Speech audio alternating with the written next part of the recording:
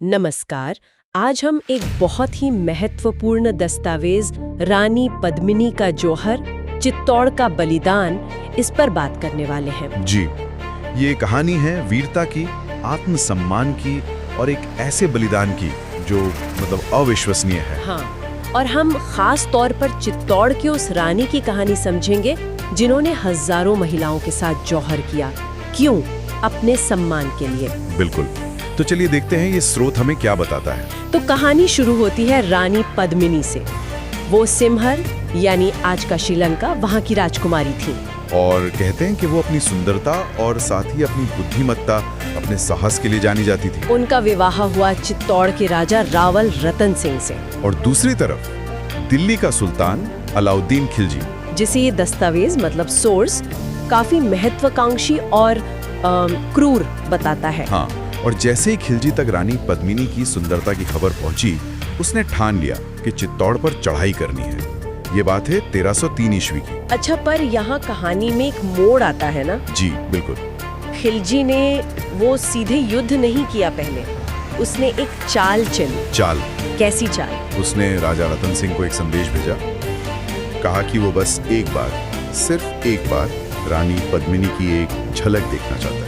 लेकिन उस समय तो राजपूत रानियां सख्त पर्दे में रहती थी। बाहरी मर्दों के सामने आना तो सवाल ही नहीं उठता था। सही कहा। लेकिन सोर्स बताता है कि राज्य को बचाने के लिए एक मुश्किल फैसला लिया गया। रानी ने आईने में दर्पण में अपना अक्स दिखाने की बात मान ली। पर ये तो खिलजी का एक बहाना था, है ना? सोर्स यही कहता है। हाँ बिल्कुल। दस्तावेज के अनुसार खिलजी का इरादा नेक नहीं था।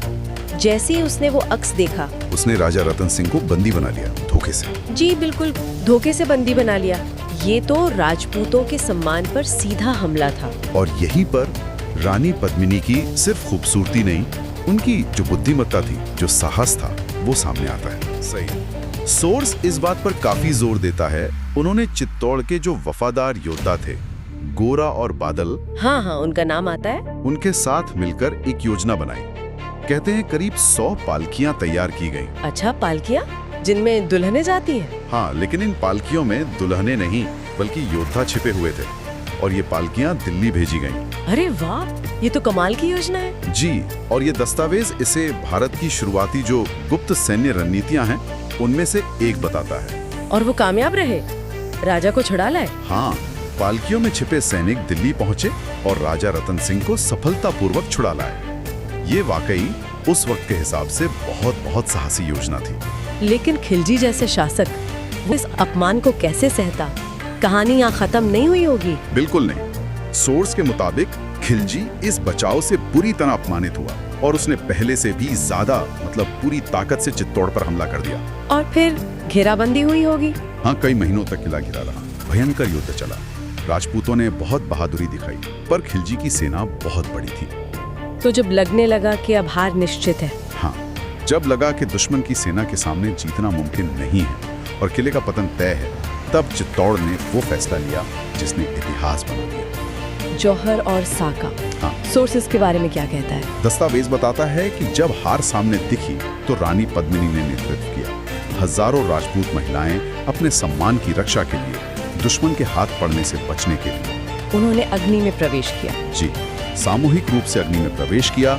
इसे ही जौहर कहते हैं। ये कोई डर का कदम नहीं था, बल्कि दुश्मन के हाथों अपमान से बचने का एक सामूहिक सोचा समझा फैसला था। और पुरुषों ने केसरिया बाना पहना, जो बलिदान का प्रतीक है, और किले के दरवाजे खोल दिए।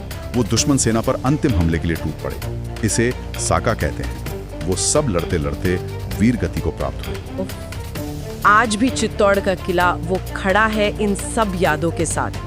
सॉस में पद्मिनी महल और जौहर कुंड का जिक्र है। हाँ बिल्कुल, ये जगहें आज भी वहाँ हैं, जैसे उस ऐतिहासिक घटना की गवाह बनकर खड़ी हो। तो अगर हम इस सॉस से जो मुख्य बातें निकलती हैं उन्हें देखें, तो पहली बात क्या होगी? पहली बात तो ये कि उस दौर में सम्मान और स्वाभिमान का महत्व कितना ज्यादा था, जान से भी बढ़कर, जिसके लिए प्राण भी दिए जा सकते थे। हाँ, दूसरी बात, ये दस्तावेज खास तौर पर रानी पद्मिनी के नेतृत्व और राजपूत महिलाओं की वीरता को दिखाता है। वो सिर्फ शिकार नहीं थी, उन्होंने सक्रिय रूप से फैसला लिया। सही कहा। और तीसरा ये कि धोखे और क्रूरता से मिली जीत आखिर में एक सच्ची जीत नहीं होती, उसकी कीमत बहुत भारी होती है। बिल्कुल। तो ये कहानी हमें बहुत कुछ सोचने पर मजबूर करती है। और आखिर में एक सवाल शायद हम छोड़ सकते हैं सबके लिए जी। कि आज का समय बहुत अलग है। युद्ध की, सम्मान की, यहाँ तक कि बलिदान की परिभाषाएं भी बदल गई हैं। ऐसे में इस सोर्स में बताई गई चित्तौड़ जैसी कहानी और उसका वो चरम बलिदान, आज हमारे लिए इसके क्या मायने हैं?